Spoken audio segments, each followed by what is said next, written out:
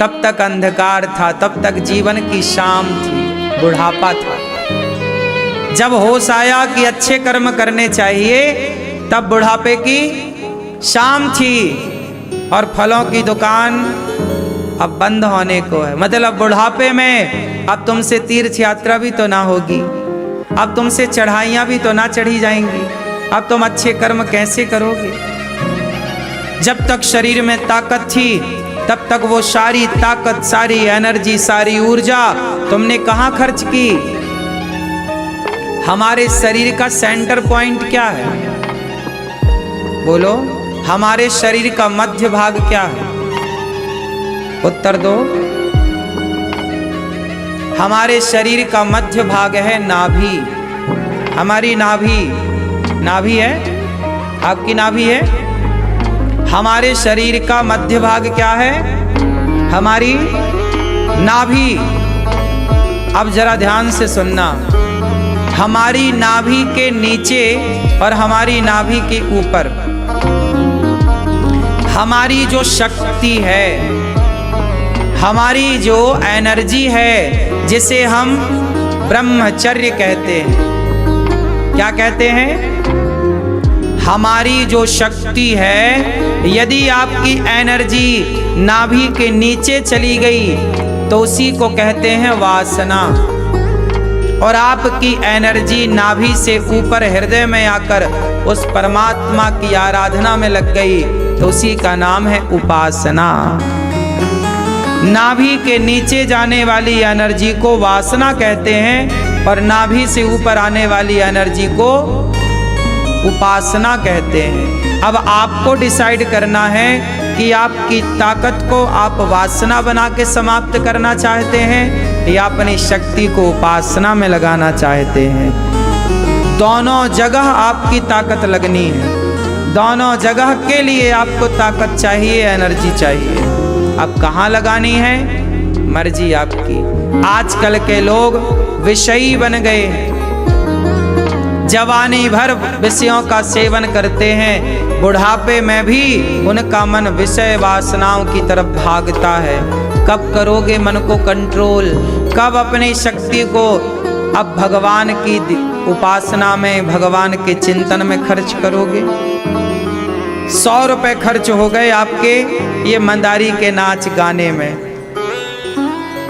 खाली हाथ जाओगे भगवान के पास, वो बेटा बाप के पास आया तो खाली हाथ आया, 100 भी खर्च हो गए, फल भी नहीं लाया। ना तो आप अच्छे कर्म कर पाए, ना अपने जीवन को बचा पाए। भगवान के आगे जाके खाली खड़े हो जाओगे, फिर भगवान कहेंगे जाओ अब तुम कुत्ता बिल्ली बनने के लायक हो। वही व्यक्ति का पतन होता है और वही 84 के चक्कर में घेरा लगाता है। यही है जीवन का सार, यही है जिंदगी। पृथ्वी गोल है, सब कुछ ही तो गोल है ना? इसलिए हम भी जो कर्म करते हैं वो कर्म हमें वापस मिलते हैं। अच्छे करेंगे तो अच्छे वापस मिलेंगे, बुरे करेंगे तो बुरे वापस मिलेंगे। कहते हैं ना, पेड़ बोए बबूल का तो आम कहाँ से आए। इसलिए कहता हूं कि भगवान के चिंतन में ये जीवन समर्पित हो, काम करो, परिवार चलाओ। क्या बड़ी बात है। आप जितने लोग यहाँ बैठे हैं, लगभग आप में से 80% लोगों से छोटा हूं मैं।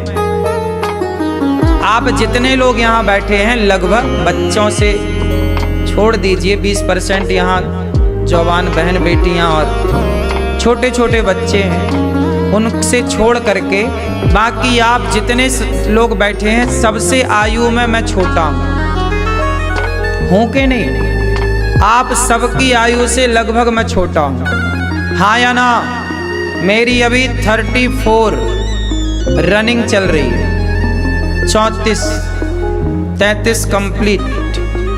अब बताइए, आप सबसे छोटा हूं और आप सबकी तरह हम भी गृहस्थ आश्रम में हैं। आप सबकी तरह हम भी देखते हैं, सुनते हैं, खाते हैं, चलते हैं, फिरते हैं, हंसते हैं, रोते हैं। आपकी तरह हम पर भी सुख और दुख आता और जाता है। आपकी तरह हमारा भी खून लाल है, आपकी तरह हमारी भी हड्डियां हैं, आपकी तरह हमारा भी शरीर ईश्वर ने वैसे ही बनाया है जैसे आपको बनाया है। आपका एक्सरा किया जाए और हमारा एक्सरा किया जाए तो अंदर का सिस्टम सबका एक से ही निकलेगा? नहीं निकलेगा। क्यों? अंदर तो सब फंक्शन लगभग सेम है। फिर जब आपसे छोटे होकर के ये दास अनिरुद्ध गृहस्थ में रह के और अपने कर्तव्यों को पूरा करता हुआ यदि प्रभु का चिंतन कर पा रहा है, तो आप गृहस्थ में रह के अपने कर्तव्य पूरे करके प्रभु का चिंतन क्यों नहीं कर पा रहे हो? कहाँ कमी है? हम तो आपसे छोटे हैं, आपकी आयु तो हमसे बहुत बड़ी है, आपका अनुभव तो हमसे बहुत अधिक होगा। इसलिए आप ये नहीं कह सकते कि नहीं जी हम नहीं कर पाएंगे। हम आपको करके बता रहे हैं ना, हम कह के नहीं बता रहे हैं, करके ही तो बता रहे हैं। मन को किस तरह से साधा जाए, किस तरह से प्रभु में लगाया जाए। अब बताइए कौन सा काम है जो गौरी गोपाल में आप गृहस्थी कैसे, कौन से काम है? आप गृहस्थ हो ना, आपको नमक खरीदना, जीरा खरीदना, तेल खरीदना, साबुन खरीदना सब आपके काम है। आपके यहाँ तो एक एक पीस आता होगा निरमा साबुन का। हमारे यहाँ तो 290 माएँ हैं, तो एक एक माँ को एक एक साबुन देंगे तो 290 साबुन है। एक एक पैकेट निरमा ही देंगे तो 290 निरमा के पैकेट हैं। एक एक ब्रश देंगे तो ही 290 ब्रश है। हाँ कि ना?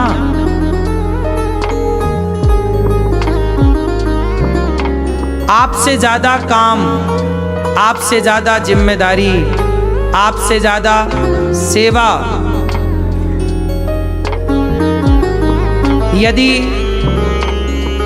शरीर का स्ट्रक्चर तो सबका एक सा है, चेक कर लो आप। हाँ या ना? आपके पास भी 5 उंगलियां हैं, हमारे पास भी 5 ही है। आपके पास भी 2 हाथ हैं, हमारे पास भी 2 हाथ ही है। अंतर क्या है? अंतर है सिर्फ विचारों का। ईश्वर की तरफ से स्ट्रक्चर तो सबका एक सा ही है मेरी माँ, नहीं है? शरीर की संरचना तो सबकी एक है। अंतर कहाँ है? हम में और स्वामी विवेकानंद जी में क्या अंतर है? सिर्फ विचारों का। वरना स्वामी विवेकानंद जी की भी शारीरिक संरचना हमारी और आपकी तरह है, नहीं है? रामकृष्ण परमहंस, उनकी शरीर की संरचना और आपके शरीर की संरचना भी लगभग, सिटी स्कैन कराओ तो सब एक सा ही आएगा। जितनी हड्डियां 206 उनके अंदर, उतनी हड्डियां आपके अंदर नहीं। लगभग 7 किलो ब्लड